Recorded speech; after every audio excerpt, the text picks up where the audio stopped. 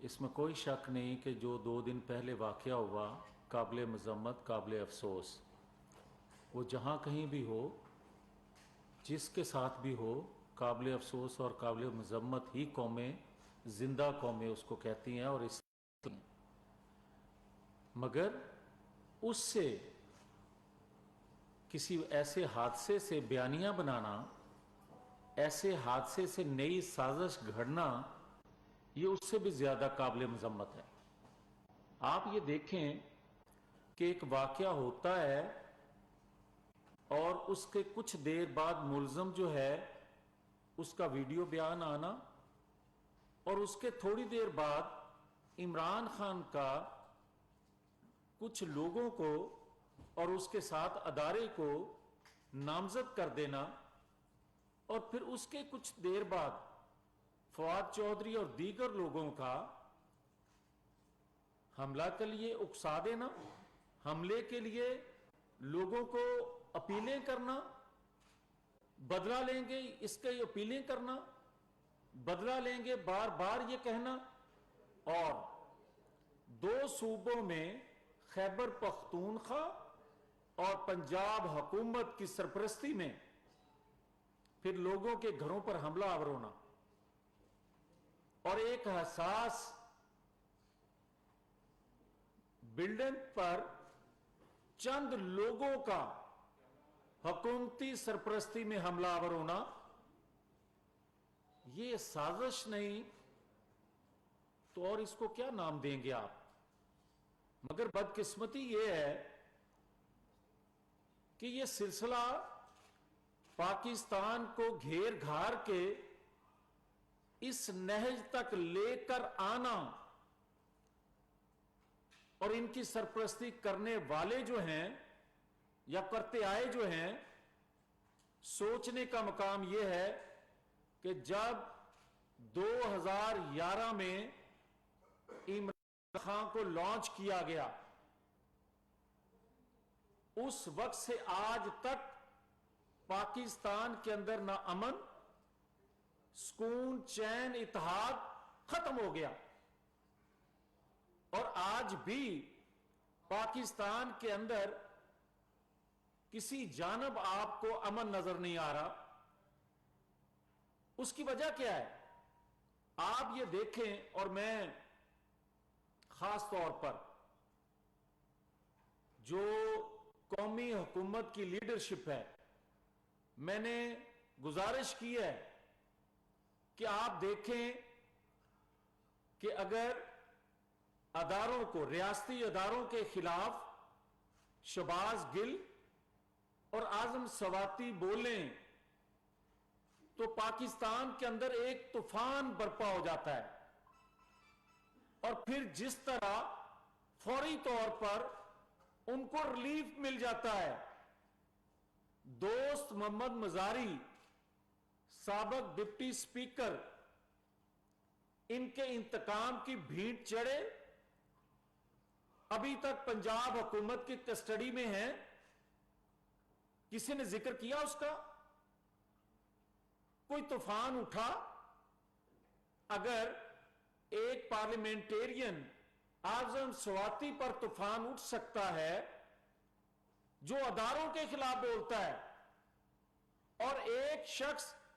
جو کسی کی ذاتی انا کی بھینٹ چڑھ جاتا ہے، اس کو تو ابھی تک کوئی ریلیف نہیں ملا، اس کو تو کوئی آج تک یہ نہیں کہہ رہا کہ بڑا ظلم ہے، بلکہ کسی کے ذہن میں بھی نہیں ہے کہ دوست محمد مزاری کون ہے، پکڑا گیا یا نہیں پکڑا گیا۔ مگر سب سے بڑی چیز جو سوچنے والی ہے وہ یہ ہے کہ پرسوں ترسوں کا جو واقعہ ہے، واقعہ قابل مذمت قابل افسوس ہے۔ ایسی سوچ رکھی، منصوبہ بندی کی، اللہ اس کا بیڑا غرق کرے، وہ تباہ و برباد ہو جائے جس نے منصوبہ بندی کی۔ مگر اس سے بڑا ظلم یہ ہے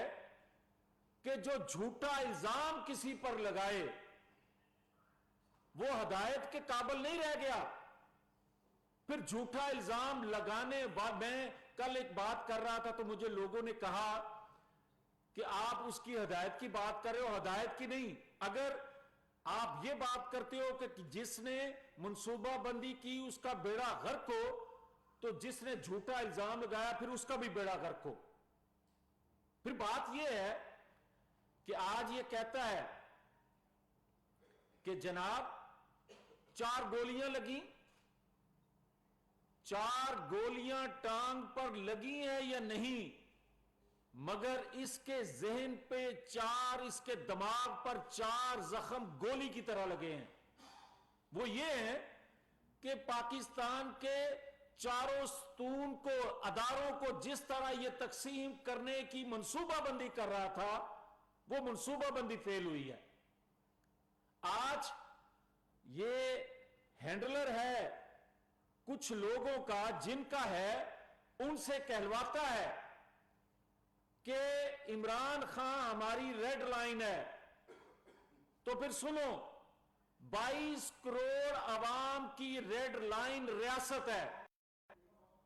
پاکستان کی خودداری ہے, پاکستان کی اندر جو بسنے والے لوگ ہیں ان کی غیرت ہے, ان کا دین ہے, ان کی روایات ہیں, ان کا آئین ہے, ان کا قانون ہے.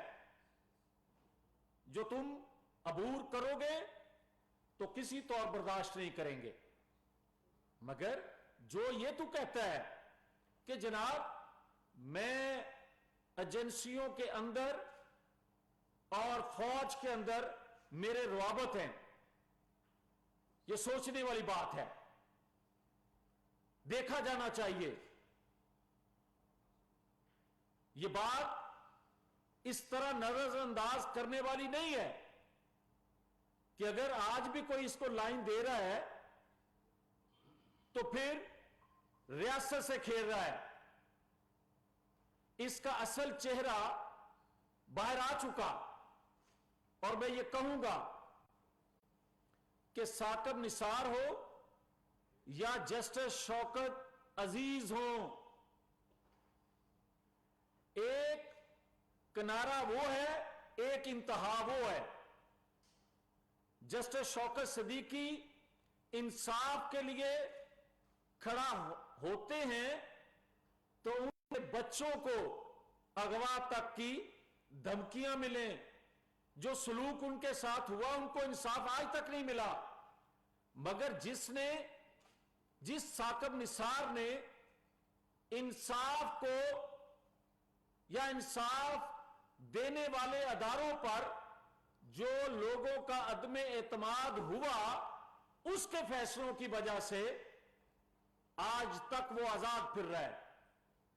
اور جن کو کسی کی ڈیمانڈ خواہش پر نواز شریف کو ہٹایا گیا اور اس کو گرانے کے لیے جو منصوبہ بندی کی گئی, ہم نہیں کہتے آئینی اداروں سے کہ وہ کوئی ماورا آئین رول ادا کریں, مگر عدلیہ سمیت تمام اداروں کے علم میں ہے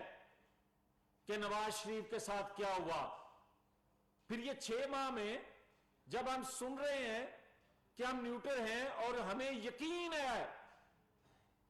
کہ جس کرب میں پاکستانی قوم پہنچ چکی ہے,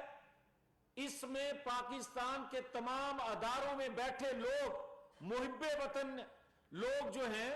وہ یقیناً آئین قانون کی بالادستی کے لیے اس بات پر یقین کامل ہو چکا ہے سب کا کہ ریاست آئین کے بغیر نہیں چل سکتی. ریاست کسی کی خواہش ضد کی وجہ سے سفر جو کرتی آ رہی ہے, اب یہ ممکن نہیں رہ گیا. مگر اس شخص نے یہ ایک دفعہ بکنے والا بار بار بک رہا ہے. اس کو لایا گیا تھا کسی کا راستہ روکنے کے لیے, یہ بکا مہنگے داموں ان کے ہاتھوں جو سازش ریاست کے خلاف کرتے ہیں, ان قوتوں کے ہاتھوں بک گیا. آپ دیکھیں کہ ایک منصوبہ بندی سے پاکستان दोस्त ममालिक को एक एक करके जिस तरह नाराज किया गया, और आज इन 4-6 माह में जिस तरह मौजूदा कौमी हुकूमत ने शहबाज शरीफ की क़यादत में नवाज शरीफ की हदायत पर जो नाराज ममालिक को पाकिस्तान के अंदर दोबारा इन्वेस्टमेंट के लिए राजी किया, और ये दोबारा खेल खेलना शुरू कर दिया इसने। ये दोबारा पाकिस्तान के अंदर अदम इस्तेहकाम पैदा करके चाहता ये है कि पाकिस्तान किसी तौर पर भी मुआशी तौर पर मुस्तहकम ना हो सके। और अगर ये इसका वतीरा और ये चाल चलन कौम बर्दाश्त क्या मुहिब्बे वतन कोई शख्स कर सकता है? और आज मैं एक और बात कहना चाहता हूं, बदकिस्मती से ये जो राणा सनाउल्लाह को बार बार ललकारते हैं और असला लहराकर इसके वुज़रा कहते हैं बदला लेंगे, असला लहराने का वक्त खत्म हो रहा है। ये बता दें, राणा सनाउल्लाह के पीछे पूरी जमात खड़ी है। हम रियासत के लिए खामोश हैं, मगर ये बात जहन में रखें कि किसी को धौंस धांधली असले के जोर पर पाकिस्तानी अदारों को ब्लैकमेल नहीं करने देंगे, और पाकिस्तान पर किसी को असले के जोर पर, जत्थे के जोर पर काबज नहीं होने देंगे। और दूसरा, साफ शफाफ इसकी इस वाक़े की इन्वेस्टिगेशन करवाएंगे और कौम को बताएंगे कि एक झूठा, एक मुनाफिक, एक पाकिस्तानी कौम के जज्बात से खेलने वाला शख्स है, इस वाक़े से कौन सा फायदा उठाकर रियासत को किस कदर नुकसान पहुंचाना चाहता था। यह अल्लाह का शुक्र है कि वो बच गया। अल्लाह उसको सेहत दे, जिंदगी दे, मगर उसके जो असल बीमारी दिमाग की है, सोच की है, वो भी अल्लाह सेहतमंद करे। इसकी टांग से ज्यादा इसका दिमाग अल्लाह उसको सेहत दे, ये ज्यादा जरूरी है कौम के लिए, ताकि कौम इसके शर से महफूज हो सके। तो मैं आखिर में यह गुजारिश करना चाहता हूं कि खून रेजी किसी तौर पर भी पाकिस्तान हो या दुनिया की कोई और रियासत हो, वो इस्तेहकाम उस वक्त तक नहीं आ सकता जब तक वो कौम अपने अंदर बिकने वालों, किसी के एजेंडे पर काम करने वालों को बेनकाब ना कर ले। तो मैं ये जरूर वाज़िया करना चाहता हूं कि इसकी काल पर पूरे पाकिस्तान से जो लोग निकले, 2937 लोग थे पूरे पाकिस्तान में जो लोग निकले, और जिन्होंने 2 सूबों की हुकूमत की सरबराही में टायर जलाए और लोगों के घरों पर हमला किया। यह है इसका असल रूप, जो लोग जानने के बाद इससे पीछे हटे हैं। 3 महीने चाहिए, और 3 महीने इसलिए चाहिए कि इसके पेंडिंग केस जो हैं वो आजाद फैसले तक पहुंचने चाहिए। और जहां तक हुकूमत का काम है, हुकूमत का काम है अदारों को अपनी सफाई के लिए नहीं, रियासत में हुकूमत का काम होता है उनके ऊपर उठने वाली उंगली का जवाब दें। जिस तरह मैंने कहा, जस्टिस शौकत सिद्दीकी का दफा करना रियासत हुकूमत का काम है, इसी तरह रियासत पर इल्जाम, बार बार इल्जाम बगैर सबूत के, बगैर वजह के लगाने वाले को भी रियासत की हुकूमत का काम है उसको कटहरे में लेकर आना। और मैं ये बात वाज़िया कर रहा हूं कि किसी तौर पर भी ये 4 गोलियां टांग में, मेरी टांग में भी गोलियां लगी थी, मगर मैं दूसरे दिन 2 घंटे अपने पूरे जिस्म को इधर उधर नहीं हिला सकता था। ये 4 गोलियां वाला कल जो अदाकारी कर रहा था वो भी सारे सबके सामने है, मगर ये अदाकारी ज्यादा देर नहीं चलने देंगे। और 3 माह के बाद, जिस तरह 6 माह पहले इसका टिकट लेने वाला कोई नहीं था, 3 माह के बाद इसके पेंडिंग केसों का फैसला आ लेने दें। इसको कोई नाम इसका लेने वाला नजर नहीं आएगा,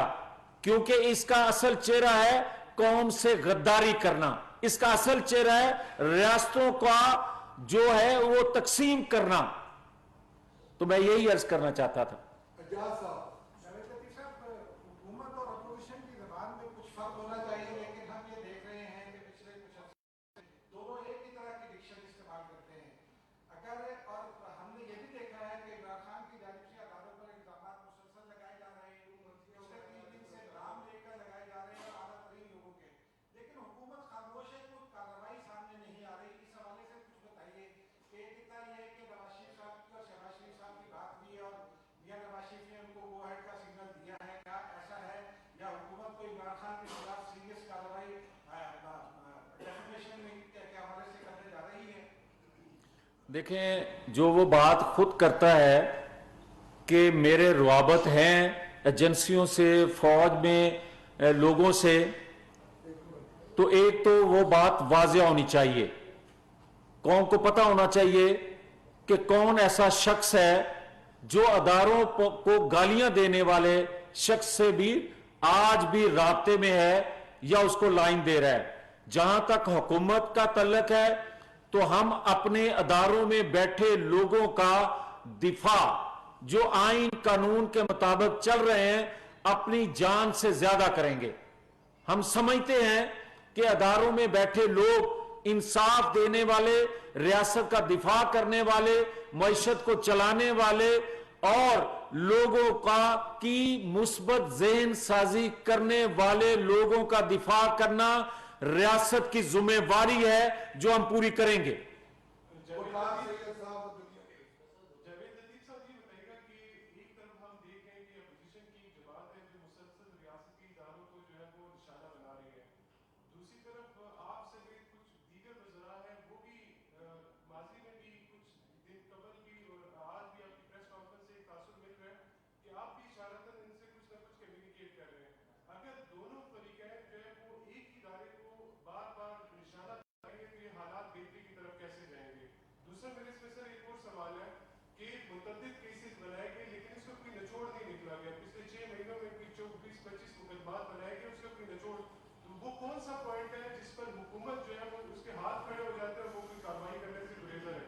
जो आपका सवाल का आखिरी हिस्सा है,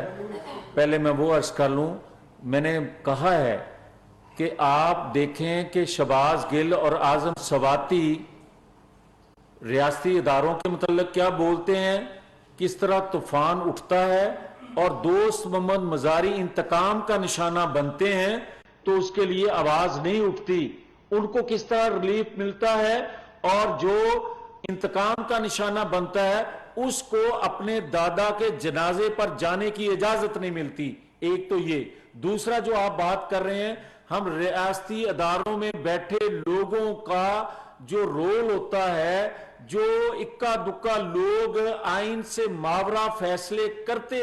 रहे, हम उन पर उस वक्त तनकीद करते रहे। आज भी अगर आइन से मावरा हमारे लिए या किसी और के लिए कोई रोल अदा करेगा, हम उस पर तनकीद करेंगे, मगर रियासती अदारों को किसी तौर पर भी रियासत के अंदर या रियासत के बाहर कोई अगर रियासती इदारों पर उंगली उठाएगा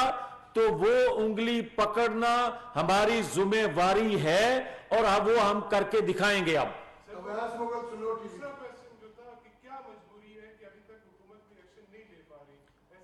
मैं आपको